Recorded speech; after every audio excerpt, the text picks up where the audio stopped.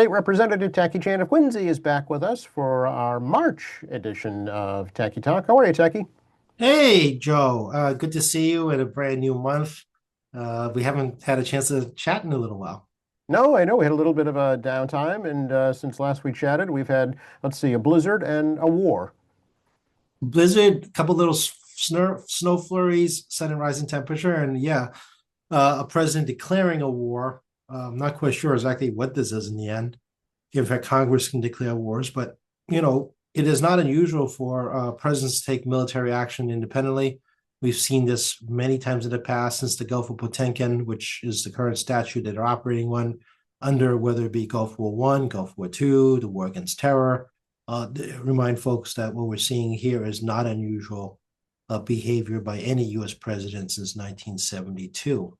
I think the Gulf Potemkin Act was 1972, but this is not necessarily unusual. The real questions become, is this become a prolonged issue? And what are the consequences? One of the things I like to remind folks is that when we take military action against other countries, there's always a possibility of a terrorist attack, meaning a rogue act from a foreign nation, attacking us on soft targets locally. However, we're not subject to missile barrages and drone attacks directly from a nation we're bombing to death at the moment. And our military assets, U.S. citizens, and our allies and economic and military partners directly adjacent to Iran are basically taking the blow on our behalf. Yeah, I'm just curious, has it been talked about at all at the State House about how it might be impacting locally? No, not really. I mean, we haven't really had a conversation about this sort of thing. I mean, it's a water cooler conversation more than anything else. Right. Like any other military action, we're very aware that we really have no influence in the matter. And, at some point, we all know that going to be more reservists being called up as part of natural rotation. There are going to be, more U.S. citizens, but also Massachusetts residents. So Hmm. we want to be mindful and respectful, and obviously send our best thoughts and prayers and safety, for, our local residents can be put in harm's way. And we've already seen that, reservists have been killed on the ground, not inside Iran, but, as Iran hits our partners and our economic partners and our military partners around the region, um, you know, unfortunately, not just civilians in the neighboring countries are injured or killed, but, also our military personnel. So, I remind folks that, we take action, someone else pays the price for that action.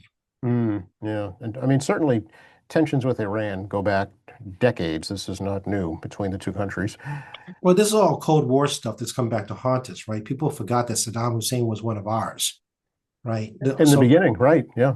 yeah, that was one of ours. I mean, the Iran-Iraq war was a war against a U.S. proxy, namely Iraq at the Hmm. time.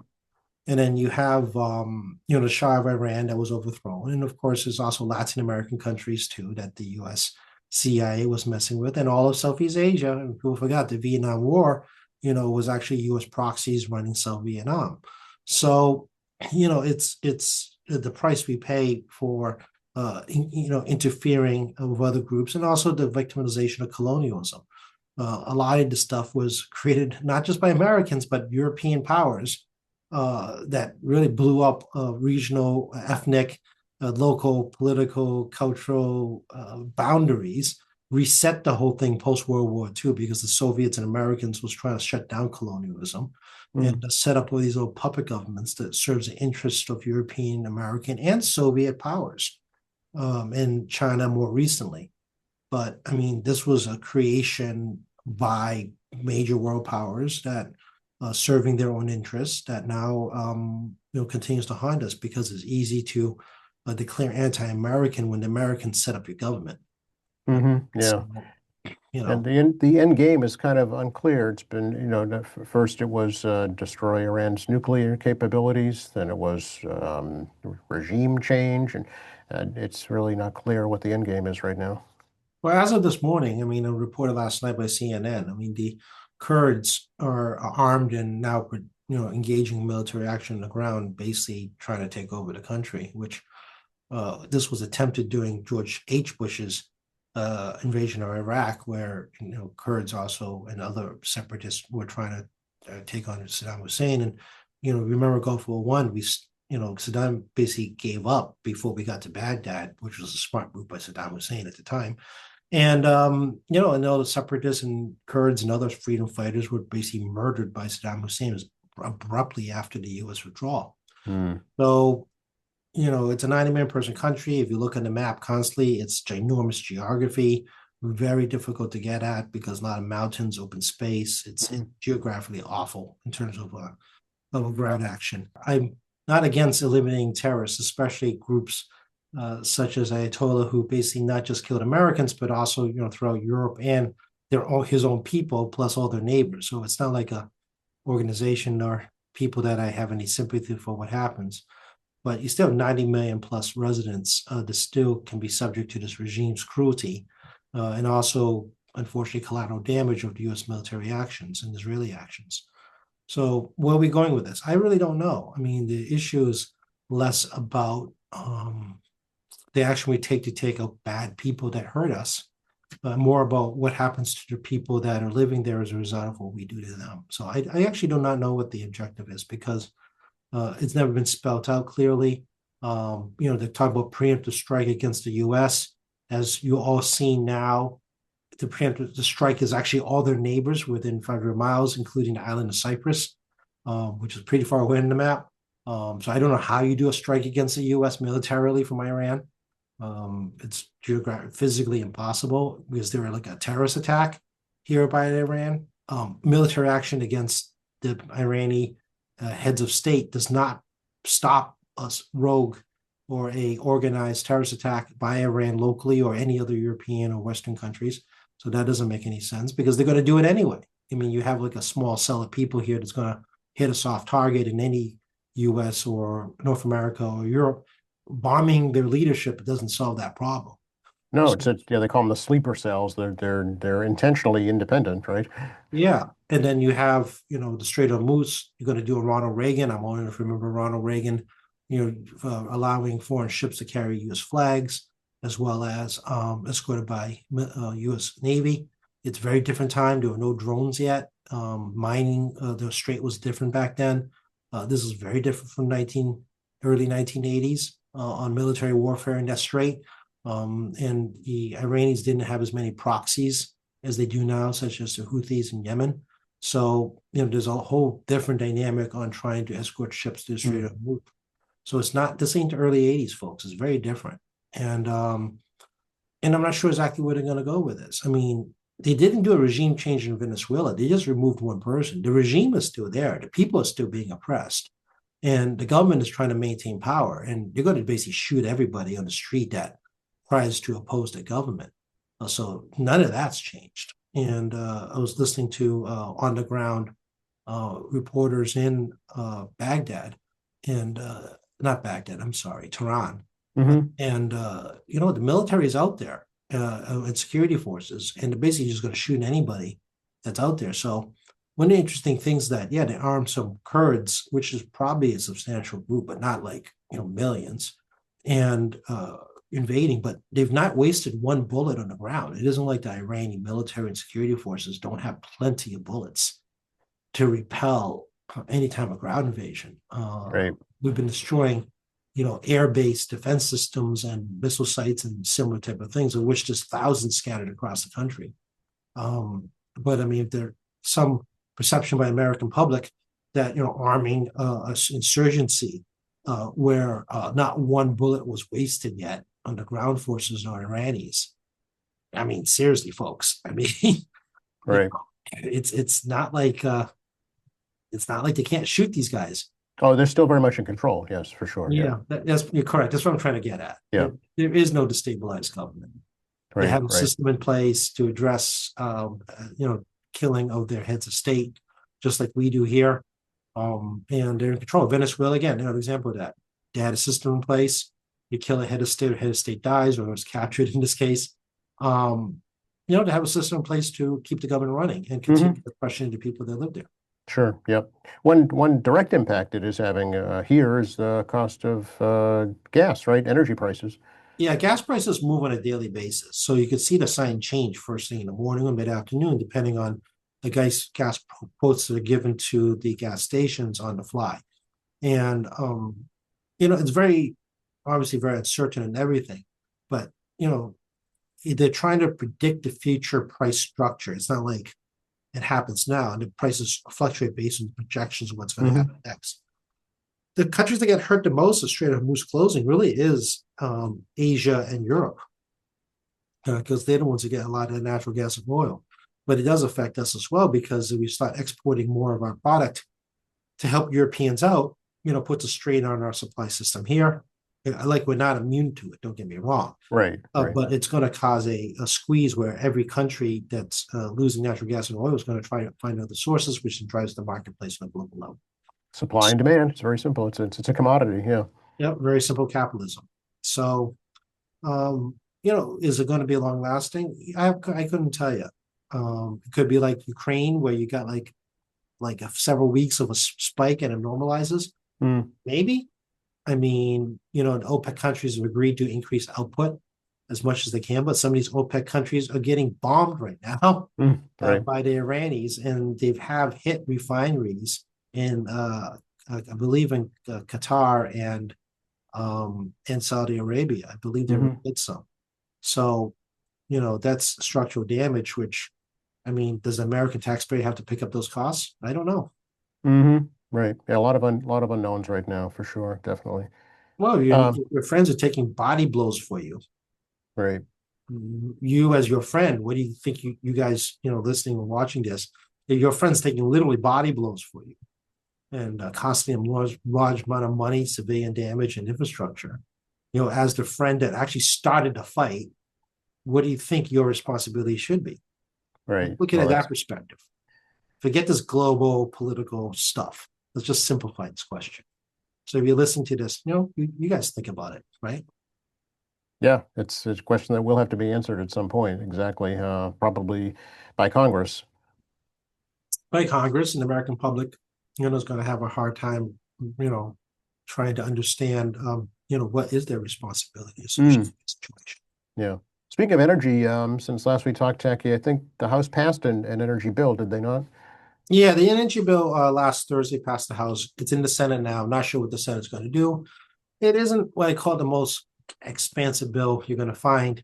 It does mostly try to address a lot of the climate change goal associated with um, the Trump administration changes. So we are continuing our commitment to wind power in particular, and looking at alternative sources of no carbon emissions out there, or low carbon emissions. But a lot of it really is trying to pivot based on what the Trump administration is doing. Mm, Obviously, energy prices are high. We do have some pools of money that ratepayers, meaning your bill, has already paid for that unused, including some money that went to the Clean Energy Center that's been sitting around for basically 5 years, to try to use some of that to basically pay the utilities to basically try to reduce the distribution rate. The problem, and I'm going to repeat this for the 100th time now, is that when we change the distribution rate by some financial systems on our part, two things can happen. One is deferment, which many of you have felt the deferment this past fall. I'm fully aware of it from last winter. There's a deferment. Or we use ratepayer money from another source that basically reduces it by keeping the utility companies whole, because their rates are set by administrative law. They have a due process right if you change it, meaning you have to go to administrative law hearing to have it changed. So you can't just arbitrarily change it. They're not government controlled entities. They're private companies that are subject to price control set by the DPU. That being said, you will probably see a bit of a savings on your distribution charge. The problem is that you won't even notice it's there. great. It isn't like, we hand you a check. And even then, if we hand you a check, most likely after a year, you're going to forget we did it anyway. So we do some slight changes on your distribution charges to give you a bit of a savings, even if it's 5-10%. Even for a short period, like a month or 2 months. I think we're looking Right. at 2 months through this bill. The problem is that you're probably not going to even notice it because it's just there. And No, unless you scrutinize the actual rate, that you get, you won't even notice it, right? it's politically impossible to take credit for this, is what I'm saying. I'm just being honest, folks. Well, the governor will take credit, though. She has. Yeah, but y'all gotta look at your bill and say, I don't see it. I mean, let's Right. be frank about this. As you know, we're pretty candid in the show about politics. And Oh, absolutely. Yeah. we're very candid about optics. And as a person who actually does know rates and does know energy policy, and I've been doing it my entire life, and also been in this gig long enough, I do know what people can see and can't see. And even when we take action that you may or may not like, whether or not you see the actual action, especially things like rates and taxes and fees, um, can you will still say you're paying too much, most likely because you probably never even able to visualize the savings that we have created. Right. Yeah. Unless there's a substantial change, from what's average, it's just going to blend in. Yeah, that's the correct word. It's going to blend in, and that's why politics is very difficult regarding things like this and getting stuff done that actually helps well ratepayers. Really, it's not taxpayers, ratepayers out.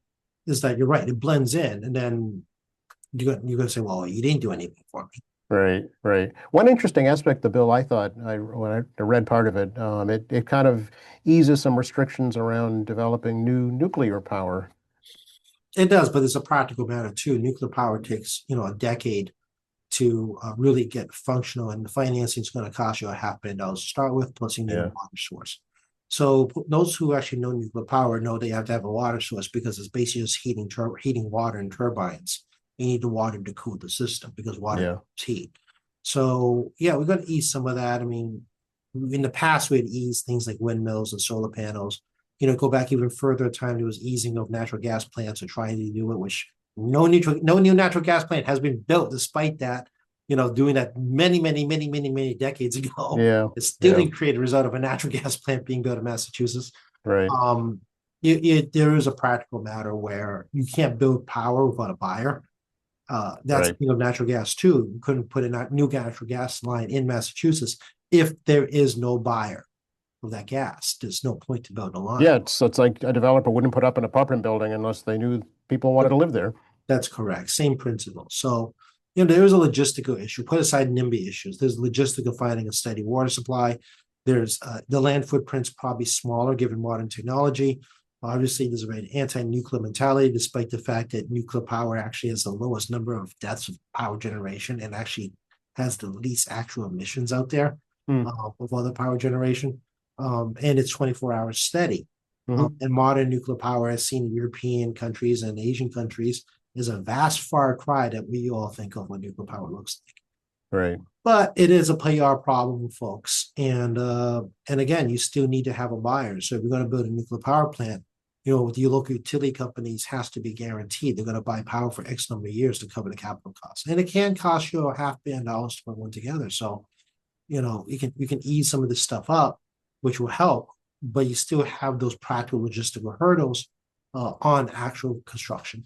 There's no difference Sure. building gas fire or solar or wind. You need to have a buyer. Yeah, yeah. It's the technology that's not been looked at. Years ago, I remember Congressman Delahunt speaking about wave technology, wave power, generating electricity through the ocean waves. Yeah, tidal power is basically using waves to basically turn the old days you had tide mills. Hmm. So the wave will come up and it will either create a vertical or horizontal shift, depending on what kind of tech you use. That can be done at a steady rate to again turn a turbine. Everything but Hmm. turbines, and let's talk about solar power. So the problem of tide power is that it's tidal, and you got to have your tidal forces at the right place consistently at the right time Mm, that generates a consistent rhythm to keep the turbine moving because the turbine needs a minimum rhythm that's consistent I with see. I'm not going remember the science of this because Yeah, no, no, yeah. there's electromagnetism involved and whether or not it's achievable. There are other technologies heard people present to me which put basically wave technology on small levers essentially across entire bays, which Yeah, isn't practical because it won't uh, generate enough power. I It's see. great for emergency power on boats if you need to get your cell phone going or your emergency radio. Then I've heard one person actually propose try to put a wave technology in something the size of a cargo ship and stick in the water and use the ship's wave of motion to try to generate electricity. So the issue isn't the fact that this isn't new. This is done technology. Tide mills Hmm. is a real technology. The problem is scale. I see. Okay. It's a Yeah. scaling problem. I mean, how many people want that much of your bay consumed by small levers? No, absolutely not. No, that would never fly. Right. Can you time your power generation addition around the tides? And what Hmm. happens when you have major storms? Major storms doesn't help. Faster wind, faster tide does not create you more power. It just screws up the turbines, Right. which is why they shut down after a certain height of wind. They'll shut down the windmills to prevent them from being damaged and also causing turbine damage. Same thing with tidal mills. So, Hmm. can it be done? Yes. Can you do it to scale? No. Right. Okay. Yeah. I mean, there's not one answer. It's a combination of many, it sounds like. It is. And again, it's also tolerance of what you will as a resident that is in a butter, it's going to put up with regarding power. Yeah, exactly. Yep. Everyone Yep. wants a windmill, but do you want a 50-foot windmill next to your house? Nope, definitely not. That's part of the problem. Yeah. Okay. What's coming up on Beacon Hill in the future, near future? I'm not sure, actually. I don't know what the agenda is next.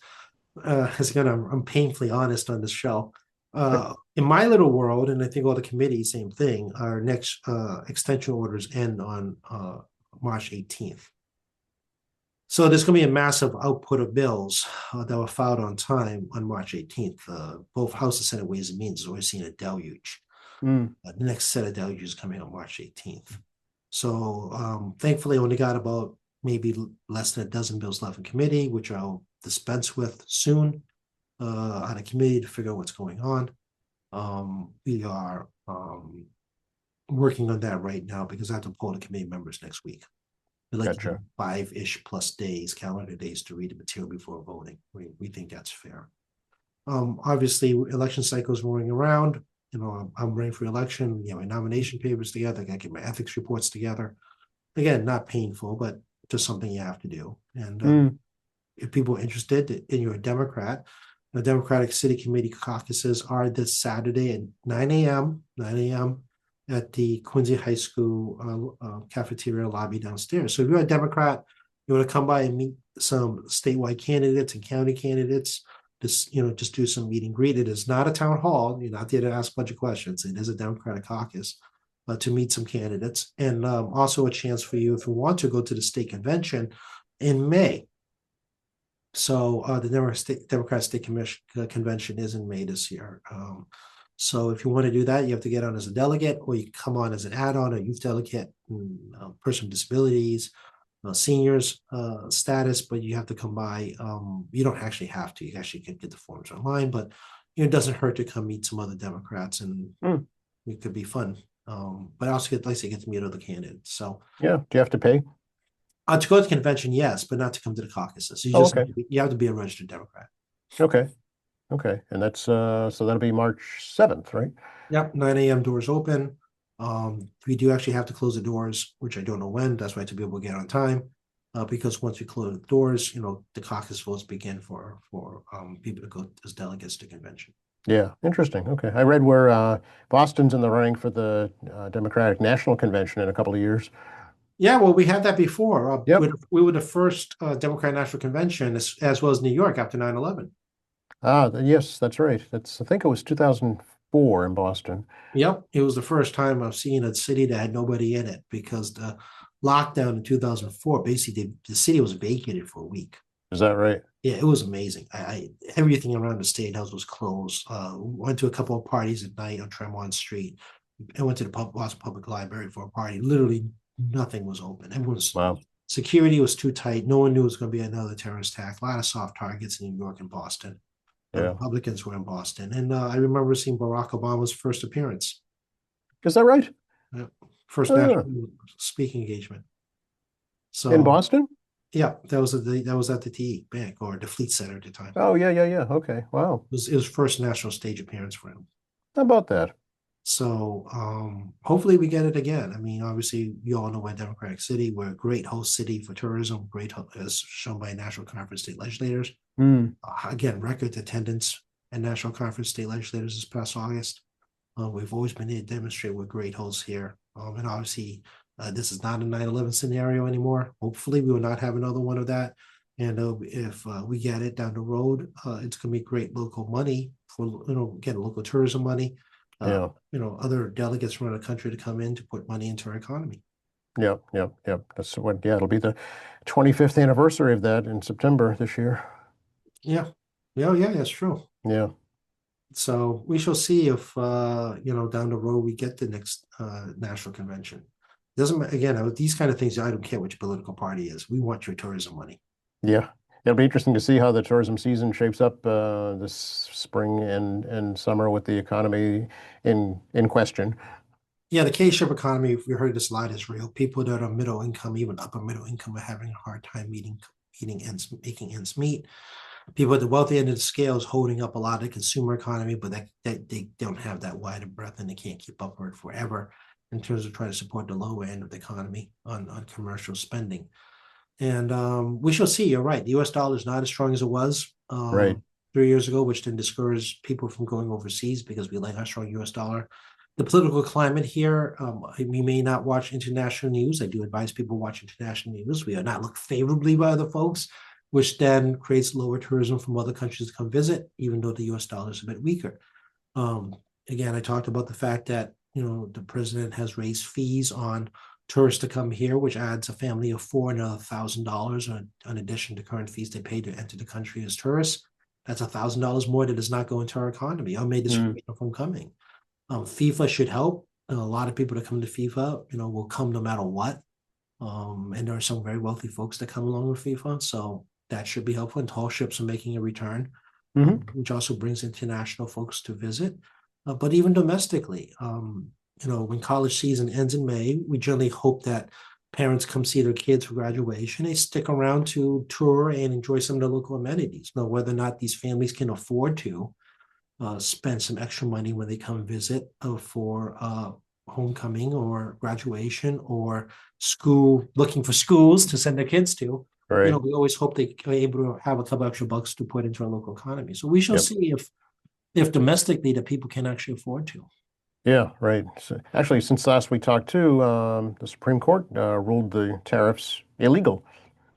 I actually wasn't surprised by that. I mean, obviously, a lot of pundits would never unanimous ruling. I actually never seen anybody use a minority opinion to claim they actually have standing on something. Fascinating by the president. And it's also interesting psychology here. I was talking to some friends about this, is that he decides to just put 10% and, a couple of days later, put 15% new emergency task for, I believe, 150 days. As Right. like, I'm going to show them. Right. I hate to put this to you guys. The Supreme Court doesn't care. No, that's why the judicial and the executive branches are separate. Yeah, and they don't care. Right. It was a very interesting behavior. Like, well, I'm going to show the court that, whatever. And frankly, they don't care. Right. It's actually fascinating to watch because generally, if you want to show someone up, you want the other person to care about you showing them up. Otherwise, what's the point of showing them up? Right. And I think you all know what I'm talking about. You've been on the receiving end. All of us, I think, felt receiving at one point in our life is trying to show someone trying to show you up. But it only matters if you care about it. So it'll be interesting to see how this plays out and how Congress responds. Just remind folks, not all the tariffs are gone. It's about 60% of them. Some countries, there are still no tariffs properly resolved. For example, countries like Brazil and China has not had their issues resolved regarding tariffs.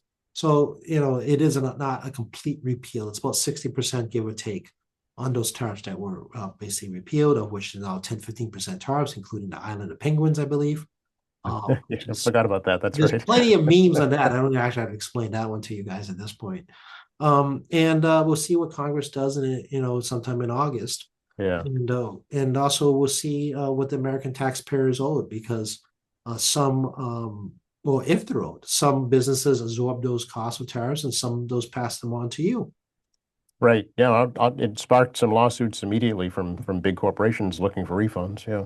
Yeah, and it's entirely clear about how that impacts you. I mean, if I was found out basically you and I have been paying something illegally according to the Supreme Court, shouldn't I be entitled to my refund? Right. There may be a class action suit on behalf of consumers, I guess. Yeah. No clue how it plays out. And Yeah. the president has pointed out there was no remedy put in the Supreme Court on how to resolve this issue. Guess what, folks? That is very common, believe it or not. So if you remember from your days of law school, so those were portrait in law school, you realize Supreme Court cases. Often they say return to lower court for remedy, which means And there it dies. Yeah. yeah, or the new litigation at lower court, Right. Right. Yeah. depending on the circumstances. And the reason is because the appeals courts as well as Supreme Courts, any Supreme Court, listens to the matter of law in the case presented in hand on the specific question provided by the plaintiff. So, it's asking about the legality, very specific narrow question about legalities. It's not like this broad question. Yep. And they do not have sufficient evidence for a resolution because that's not presented to the courts. It's not like, here's our massive spreadsheets of money. Yep. Supreme Right. Court, find us a remedy. We're asking the question of law, whether or not this is legal based on this area of law. Now, the court Right. could, because it has broad discretion, to provide a remedy, but more often than not, it does not. And it goes back to a lower court to sift through all that evidence to see if they can provide a remedy. Could be a very long time. It could be a very long time. And I remind folks, this is your money. This is your money. This is not actually my money too. I pay things. It's our money, folks. That's right. It's our money. And I have no clear answer of how we get our money back. No, I don't think anybody does at this point either. No. Or how it's been spent. Or do these corporations somehow get recovery and then nothing comes back to any consumer? Right. I don't have an answer for you, but if you're still under some strange myth that it's not your or my money because of these tariffs, well, good for you. Well, and our states also, going to start look for refunds. Did Massachusetts as a state pay illegal tariffs? Well, yeah, because we have to buy stuff. Right. We don't get a special government discount. We don't get stuff for free. The government is paying cost of living and inflation, same as you and I, as any other business. So if the price of paper goes up, well, so does us. If the price of electricity goes up, well, we have to figure out how to put it into our budget. So, I think that you're right. You actually point a very good point is that people tend to forget government entities, like quasi-government entities, are subject to market forces from everything from energy to paper. Yep. And, just like we're working on a very contained budget, trying to make the government function at a higher cost. Right. Yeah. Speaking of budget, has discussions at the state level started? There's some conversations, but nothing very hot and heavy. The House and Senate Committee on Joint Committee, the House and Senate Committee Joint Committee hearings have started. So this will go on for another few months. I have my meeting set up as well as the House Asian Caucus meeting set up with the House Chairman of Ways and Means. We got a 15 minutes pitch, give or take, to try to let them know what our priorities are. We've been informed multiple times in the past 6 months the budget will be tight because of unpredictability from the federal government, and also the fact that our tax codes are coupled with some of the stuff they passed last year. So we've not heard any movement on some decoupling. Other states, believe it or not, Republican, Democrat, actually have already started decoupling certain elements of their tax code from the federal tax code. Is that right? They're taking matters in their own hands. Yeah, because of the money problem. They screwed up their revenue streams. And it's, again, not a uniquely party-driven issue. Every state needs to try to figure out how to manage this on their own. So every state gets something from the federal government. Yeah, pretty much. And also, like I said, those with any kind of tax codes, is coupled to them. So I'm not sure how it's going to play out. I'm just saying that we're getting constant warnings from House leadership that do not expect a lot. Okay, interesting. Curious about your take on. Did you hear about the state Supreme Court would not allow the auditor to have an outside attorney to audit the legislature? Well, the ruling's correct. You have to demonstrate. Well, actually, that's not exactly true. What she did was the Supreme Judicial Court denied the state auditor a special attorney general. Yes, right. To act independently of the attorney general to sue our attorney general.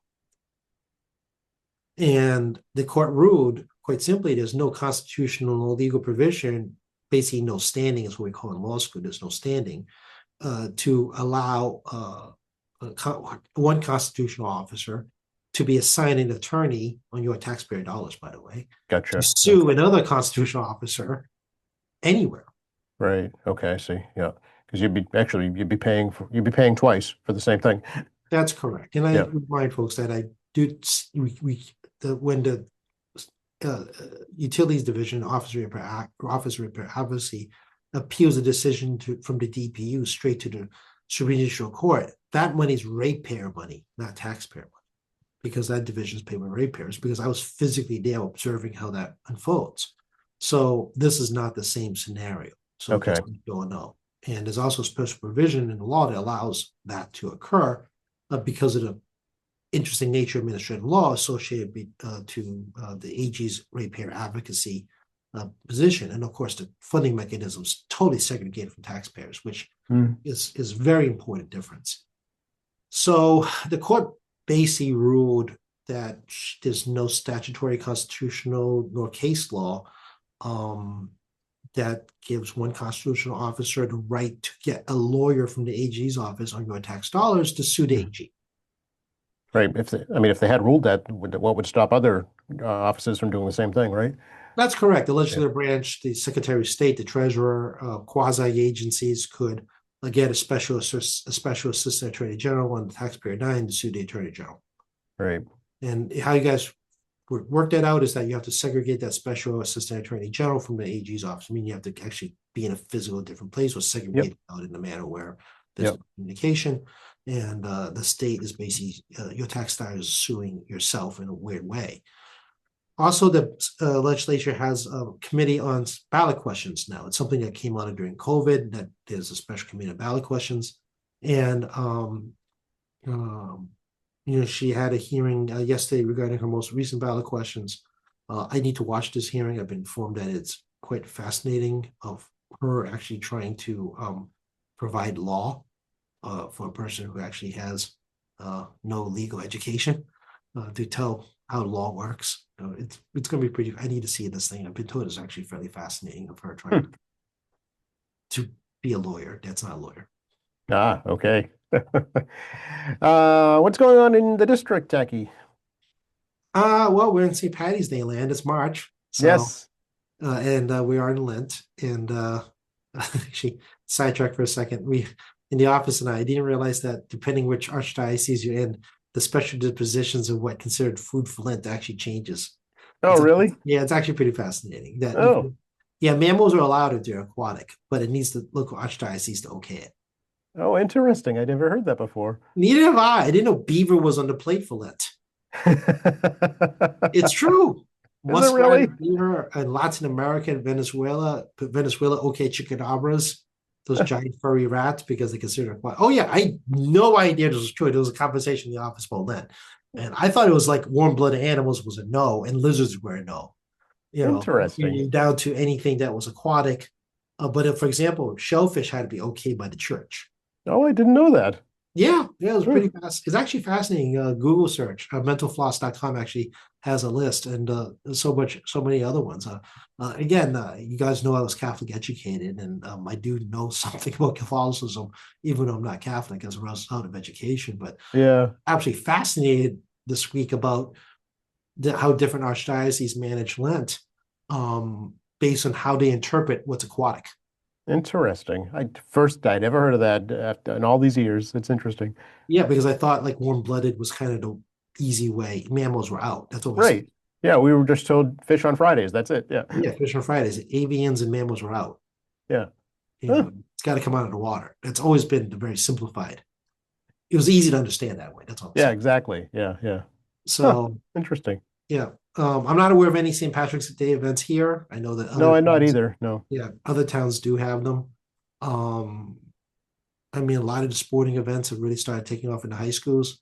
But yeah, it seems to be so far a fairly quiet March in the local level. Yep, yep. We've got Lunar New Year pretty much all wrapped up now. Yep. Next thing's August moon there.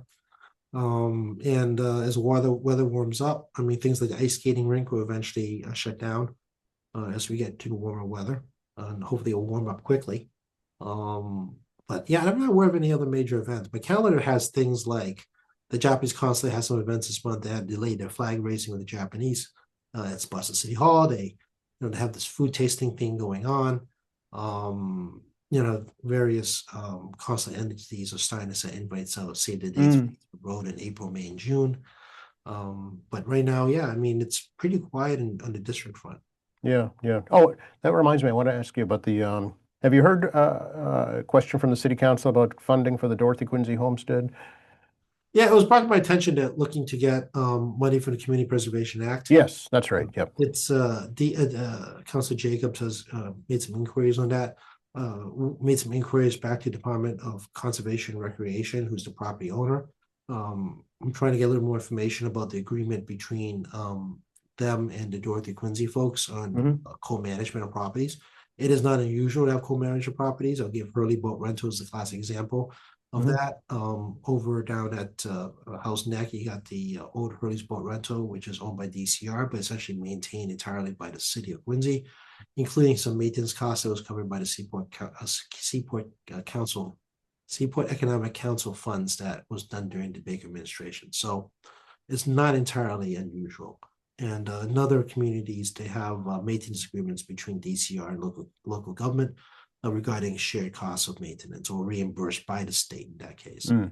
So I'm actually do not have an answer for you regarding what is the agreed upon relationship between the Dorothy Quincy folks as well as the DCR and regarding maintenance of that property. Okay, all right. Anything coming up on Wollaston Beach from the DCR we can talk about?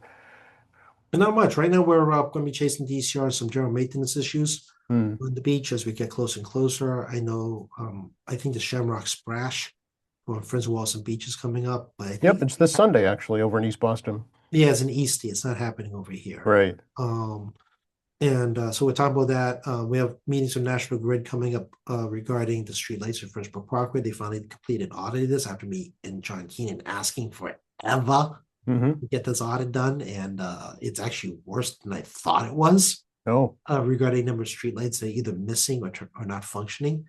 So our officers are going to be having a meeting again with National Grid about what can we do about this, because this is like completely unacceptable. This is a big priority for me to get these lights back up. oh, very good. Maybe there's even more damage now after the blizzard. Who knows? Who knows? But the level of frustration that John Keenan and I have had on this issue over many years now is it's a height of frustration. So we're gonna have some more meetings with them and see, what can be done. I mean, it's some real time. It's not just the ones on Walson Beach, but definitely ones on French Parkway. And Sure. that's been a huge priority of mine for a long time. Good, good, good. And before you know it, the ferries will be running again. Yeah, you guys all know I don't like the water. So Joe, you can go on the ferry on my behalf. Ironic that your district includes the waterfront taxi. I have a lot of water, and you will not find me on it unless I absolutely positively must be on it. You'll be looking at it from the shore. Look, I get nervous standing on a pier. Okay, I mean, it's I don't like heights because I get a little bit of vertigo when I look down. Yeah. And you guys know I can't swim, and I sink like a rock in water. I've not had positive experience in water as a child and as an adult. So I mean, I'll wade if I have to, Okay. and I absolutely positively must be on the water. I'll suck it up, so to speak. Right. But I actually do have a little bit of like weird vertigo when I look down from high places. This is very strange, this troubling dizziness. Hmm.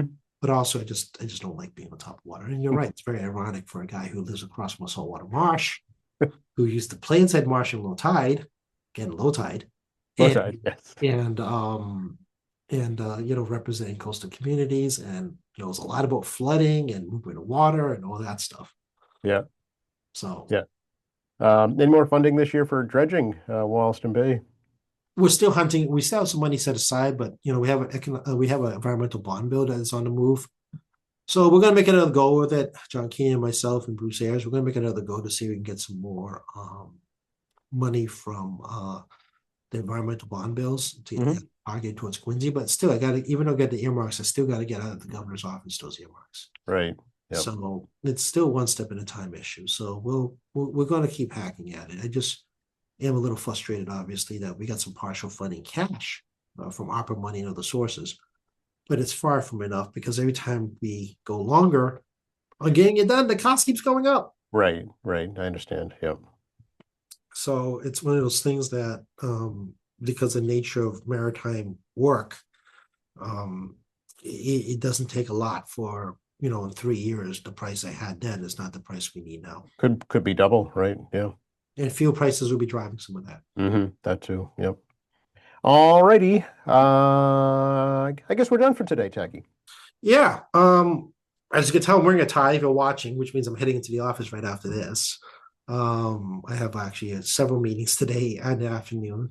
So I'm going to be in the office. So that's room 42 at the State House. Room 42, we are staffed 617-722-2370, 617-722-2370. It was brought my attention again that the system on the 722-2000 line, 617-722-2000 line, does not, automated system does not work correctly with my name on it. Oh, So we have addressed this for like, feels like the 100th time, by the way. That will have the voicemails go to one of my staffers in the office if you use that.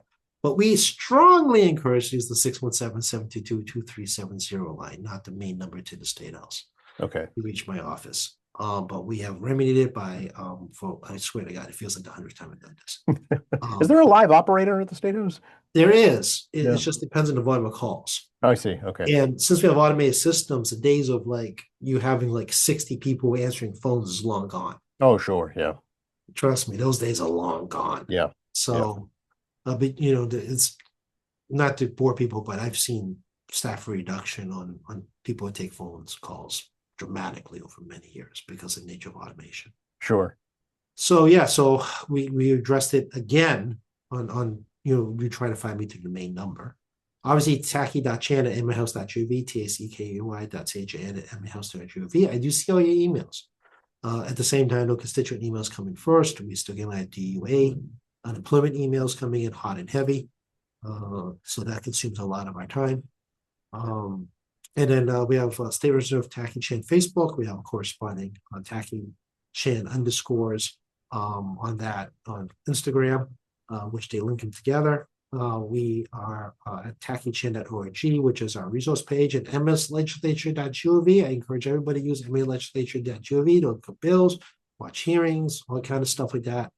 And of course, we're with Joe, hopefully a little more frequent now after these storms are passed, to talk about whatever comes to mind.